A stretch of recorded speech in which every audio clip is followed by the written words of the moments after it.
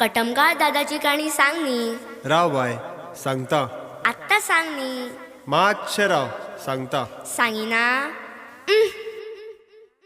पोरा माझ्या ऐक रे राजा कटम